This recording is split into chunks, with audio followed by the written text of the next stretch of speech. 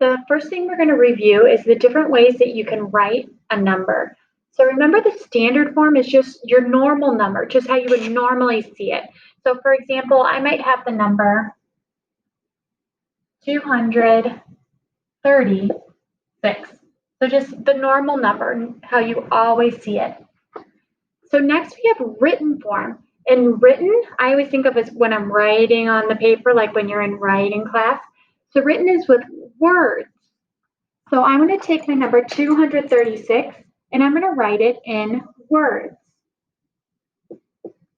236. And remember, I put this hyphen in between my tens and my ones. Next, I have my base 10 blocks. So remember, base 10 blocks in person, they look like these. Here's our 100, here's our tens, and here's our ones.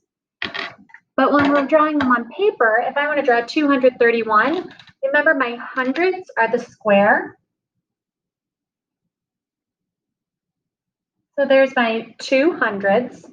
My tens are just that straight line. So for 3 tens, I draw 1, 2, 3, 10, 20, 30.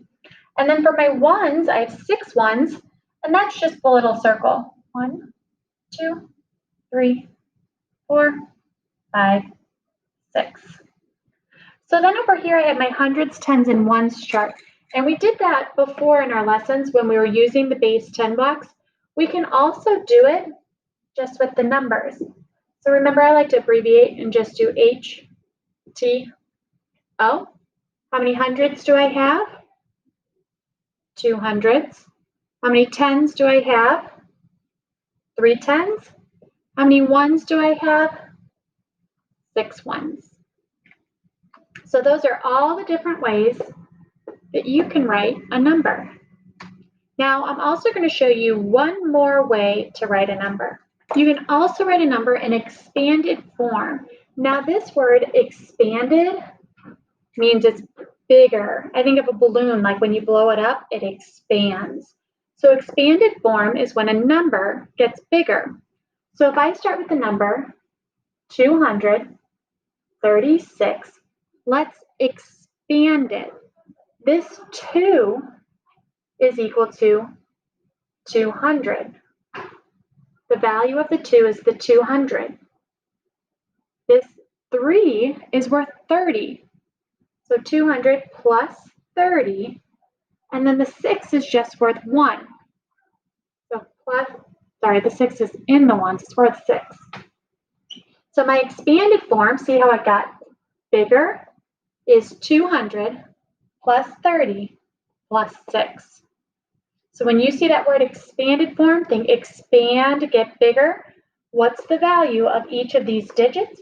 And you write it as an addition problem. Sometimes you'll also see numbers written like this, where it's written with its place value amount. So this says it has 3 tens and 8 ones. So sometimes what I like to do is I'll draw out a mini HTO chart so that I can fill in those numbers. So this one has 3 tens and 8 ones. So I know this number in standard form is just 38. So same thing down here. If I draw out the HTO chart, it helps me keep it organized. Now it has 4 ones. Ooh, did you want to put that in the hundreds because it was first? Double check. This one says ones. So I'm going to put my 4 and my ones. I have 8 hundreds. Goes in my hundreds. And I have 5 tens. So that goes in my tens. So the standard form of this number is 854. So sometimes you might also get directions that say write the number in hundreds, tens, and ones. So let's say, for example, you have the number 82. Are there any hundreds in 82? No, so there's no hundreds, but then how many tens are there? If I look at the tens place, there's 8 tens. How many ones are there? There would be 2 ones. So what about the number 807? Now do I have hundreds? I do. I have 8 hundreds. So it would be 8 hundreds. Do I have any tens? But I do have ones, right? How many ones do I have?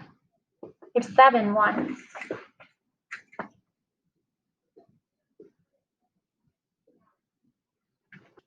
Sometimes you'll also have directions to arrange these numbers in order, and sometimes it'll be greatest to least. Other times it might be least to greatest, so make sure you're checking to see which one it is. So then I have all of these numbers, and what I like to do is I a lot of times like to line them up one on top of the other and make sure that the hundreds are in one row, the tens are in a row, and the ones are in a row, because that helps me compare them.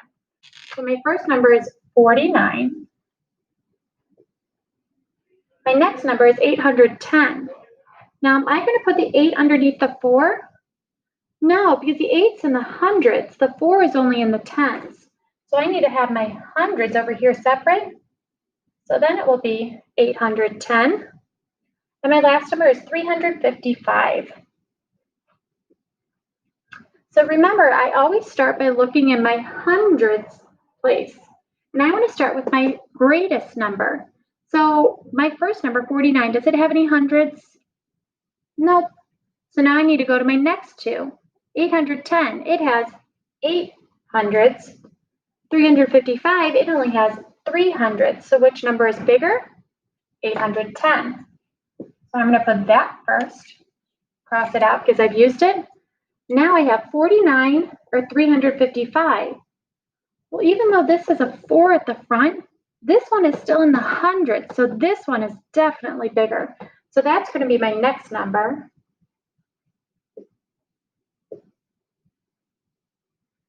And that means my smallest number is going to be 49.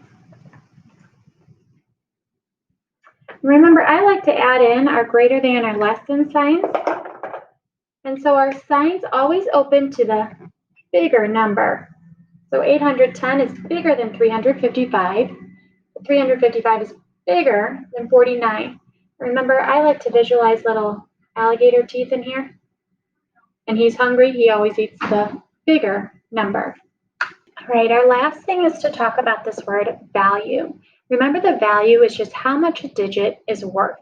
So the value of the digit depends on what place value it's in. So for example, if I have the number just 3, this 3 has a value of just 3.